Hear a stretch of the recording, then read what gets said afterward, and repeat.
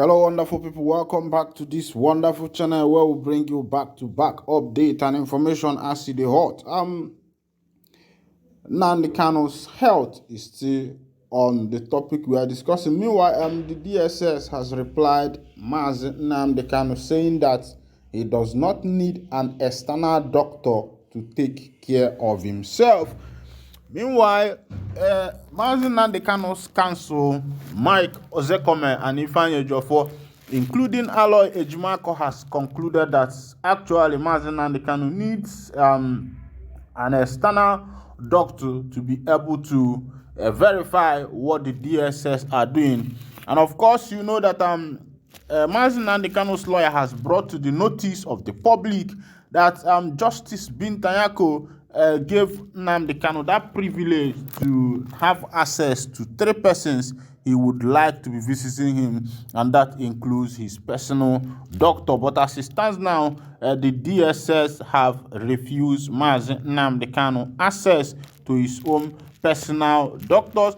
And the question I want to ask is, does it mean that law and order is no more working in Nigeria? Why is it that when the Supreme Court or the court gives an order, the people in the office of the government tend to undermine that particular order that has been given by the court? The same thing happened when the appellate court discharged and acquitted Nnamdi Kanu. The Attorney General of the Federation, Malami, took the matter up to the Supreme Court, staying that particular judgment. Same thing happened in Abia State when the court in Abia State fined the EFCC, the DSS, about 500 million for extraordinary rendition of Nnamdi Kanu from Kenya to Nigeria, of which they did not pay attention to that judgment. And the same thing also happened in Imo State during the regime of Rochas Okorocha. When court gave an order against Rochas never obeyed that court order. So the question I want to ask is, does it mean that the court in Nigeria is just there for fun, or maybe it is just there for a decoration? Does it mean that the judicial system of Nigeria is no more working again, or is that there is something I am not getting right? Because I have given you a number of examples whereby the court gave an order in Nigeria and the government has refused to keep that order. Now look at what is happening in the case of MNK Ohamadikewa of Ndibo, leader of the indigenous people of Biafra, where the court has ordered that Nnamdi Kanu should have access to 3 choice person that he desire, and that includes his own personal doctor, and the DSS has refused him access to his personal physician. Then another question is, why is DSS denying Nnamdi Kanu access to his own personal physician? Is there anything that they are hiding? Because I don't see anything difficult in this thing. Yes, no, I want you to look at this thing from the right point of view. Forget the court, forget the government, forget every other thing that is going on as it stands now. But the issue is, why would the DSS be denying Nnamdi Kanu access to his own personal doctors? What is actually happening? Is there something that is going on that the DSS need to tell the public? Or is there something that is going on that the indigenous people of Biafra do not know? Because according to the report that we have been getting from Nnamdi Kanu's legal counsel, is that his health is deteriorating day by day. And Nyako have given a judgment, given an order that this man be allowed access to his personal doctors, and the DSS are not paying attention to that order. And they are saying that he does not need a checkup by external doctors. Then why are they saying that? Meanwhile, the man is not in good condition, and he feels that he should be given access to his personal doctors who knew his medical result, his medical history. At least through his medical history, they will be able to look at him and know what he's passing through, what is going on in his life. Then information reached out also that after taking Nnamdi Kanu's specimen, both his culture and the rest of them, that was sent to South Africa according to the DSS. And up till now, they have not been able to release the result of what they have been able to check in South Africa. Then another question is, does it mean that there are no good hospitals in Nigeria that can diagnose one sickness apart from going to South Africa?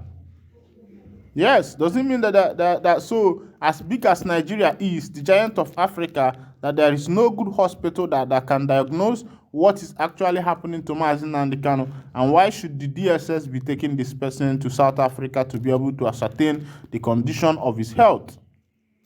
Now, since they have not been able to do that, why not grant him access to his own personal physician?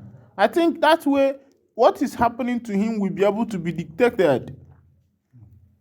Now let's go down to the news. Please go ahead and subscribe to our channel. That's the only way you can say to us you guys are doing good work on this wonderful channel. Please subscribe to our channel.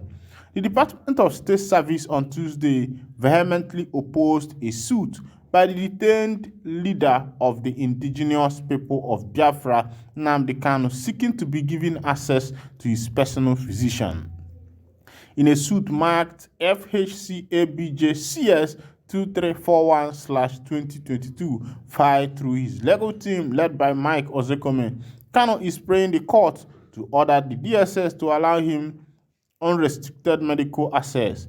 But in the opposition to the suit before the federal court in Abuja, the DSS prayed that the suit should be dismissed for want of jurisdiction. I think you are seeing what is happening here. Then my own question is, what is difficult? What is the difficult thing there in allowing somebody have access to his personal physician? Except there is something that the DSS is hiding, and they don't want people to know about it.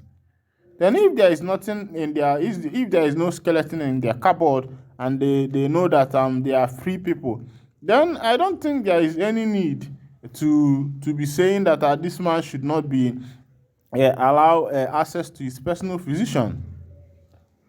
So if there is no skeleton in their cupboard, let the duo be allowed access to his personal physician.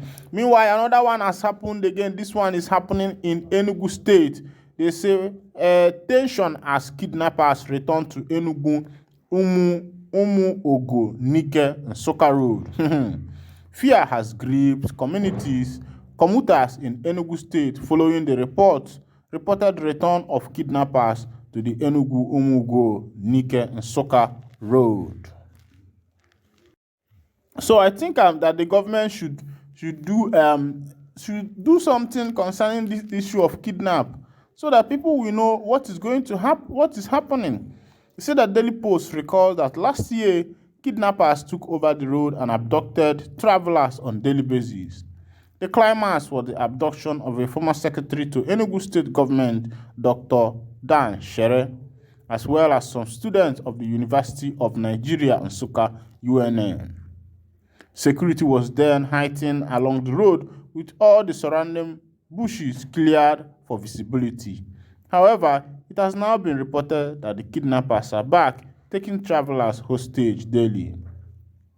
A Facebook user, Senator Chin Jikem Ugwanyi, who narrated the latest development, wrote, "They have started again at Opi Nsukka Umuogo Road yesterday and the day before yesterday. 2 days ago, they kidnapped people immediately after Apiopi Shrine along the express, almost close to that army checking point in front of Samuel Maduka University, and the kidnappers were even shooting, and soldiers didn't even care about what was happening near them. One of our married sisters survived it 2 days ago by grace.